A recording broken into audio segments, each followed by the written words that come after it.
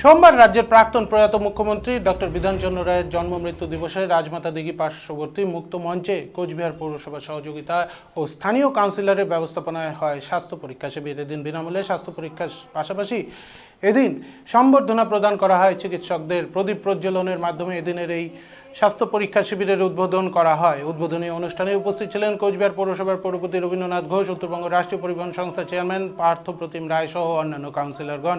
এই দিন স্বাস্থ্য পরীক্ষা শিবিরে বিভিন্ন বিশিষ্ট চিকিৎসকেরা চিকিৎসা পরিষেবা দেন।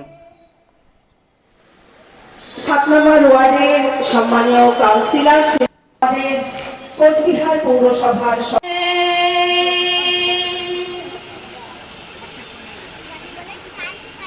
আগুনের পরশমণি ছোঁয়াও প্রাণে, এই যে আলোকিত হলাম এই মঞ্চে, আমরা যেন সমস্ত বাধা রাজ্যের প্রাক্তন মুখ্যমন্ত্রী ডক্টর বিধানচন্দ্র রায়ের 143তম জন্ম জয়ন্তী উপলক্ষে কোচবিহার পৌরসভার পক্ষ থেকে ফুল মালা দিয়ে তাকে শ্রদ্ধা জানানো হয় এবং আজকের দিনটা বিভিন্নভাবে পালন করার সিদ্ধান্ত নেওয়া হয়েছে।